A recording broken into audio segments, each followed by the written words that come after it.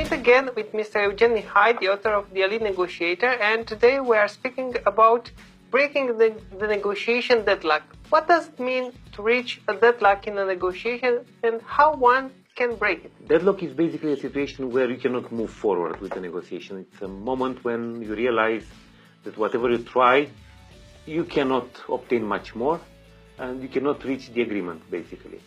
And a synonym is impasse. Basically, things are, not satisfying for either of the two parties. And what can bring the two parties in a deadlock, and how one can get out of there? Well, actually, I think a lot of things can bring the parties into deadlock, and it's up to the, let's say, creativity of the two parties to invent things. But if I look at the most frequent reasons for deadlock, first is, in many cases, not overlapping the limits of the negotiation. For example, if I want to buy this pen and I want to buy it with 10 RON, but you don't want to sell it, or you cannot sell it below 11 RON, then it's impossible for us to reach a deal. So, not reaching basically a common number because of the bargaining range is being different. Another quite frequent situation is the inflexibility of the two parties. I play hard, you play hard, and because of this, and I don't want to give up, you don't want to give up, we end up in a deadlock. And there is a lot of ego in a negotiation. It's a lot of ego. It's basically the third reason is the attitude of one or the two parties.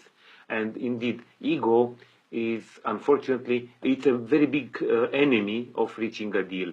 There was a study, I think it was last year or 2 years ago in the UK, and they looked at many negotiations that could have been closed because the bargaining ranges were overlapping. 80% of them were not closing because of the ego of one or two of the parties. And what would you recommend if you hit a deadlock? Should you focus your energy to solve that, or let it aside and try to focus on other points that are easier to negotiate? It's not only me, everybody is fearing deadlock because it's not an easy situation. It's not comfortable to be in a deadlock situation. As much as I try to convince myself that many times it's beneficial, because if you're in a deadlock, you may have another perspective of the whole deal and you can get much better outcome out of it. But because it's uncomfortable... Or find a creative way to exactly, solve it. but it's not comfortable to be in a deadlock. Now, what to do if you're in a deadlock? You had a very good point, putting it aside. It's one of the best techniques to overcome a deadlock. If we, for example, are having an issue and a deadlock on payment terms, for example, I want you to pay me in 30 days, you cannot pay me below 45 days. It's a deadlock there. Putting it aside, or it's called put it on the back burner as a strategy, put it aside and let's focus on the other subjects of the negotiation, is helping because you are cooling off. Yeah? You are reaching agreements on other points, and you return to the point that is in deadlock at the end of the negotiation. That is very, very good. Another one which I like a lot is to use humor. I like to make jokes. I like to try to release the tension by making some jokes from time to time. Take a break, for example. Okay, let's meet tomorrow. Let's cool off, have a beer, have a coffee, and so on. Many times it's helping, if it's ego-driven, to change one or two of the people in the negotiation team, which caused the deadlock. Yeah. And the other party feels that he has some satisfaction by replacing that person. Exactly, yeah. You can also look, if you have a relationship over time with that party, so you did some deals in the past, very helpful is to look at what you have already covered. For example, look, last year we had a very good deal. 2 years ago, 2 very good deals. So we can get to a deal. Yeah, let's focus on the way to reach that agreement, because it's a pity, looking at our history of relationship, that we are not reaching this agreement. So there are a lot of ways to cover, this deadlock gap. But you need to be creative and you need to be willing to look for solution. If you anticipate a deadlock, maybe sometimes you can, maybe sometimes you can't. But when you can, should you put a difficult point at the beginning of the negotiation, in the middle, or in the end?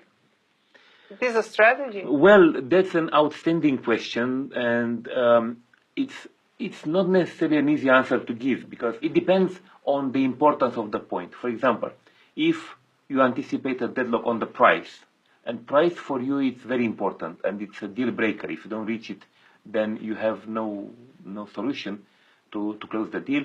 Then maybe it's good to put it at the beginning. At least you know if you can overcome it or not. If it's not a very important point, I would suggest you leave it towards the end because you can reach agreement on the very important points first, and then it will be easier to solve the not so important point where you anticipate deadlock. But you also mentioned very well that you need to anticipate. So preparation must be very thorough, and you must look at previous relationship, previous negotiations.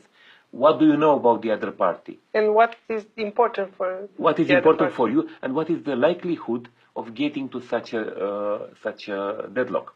If it's a very important point and the likelihood of having a deadlock is very high, then you must look for not one, even more, maybe two alternatives, because you might end up having no deal.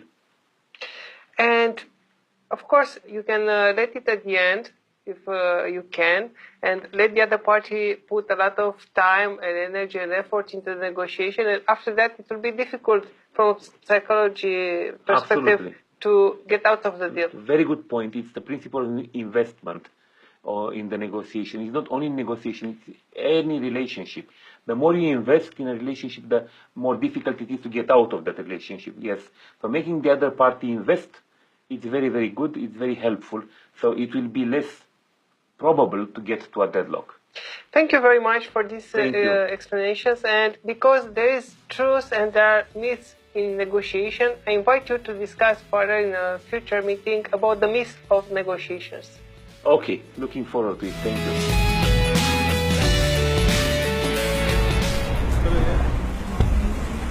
Îndrăznește. Puterea e în tine. Prinde curaj. Informează-te. Dă valoare informației. Implică-te. Autocunoaște-te. Îndrăznește.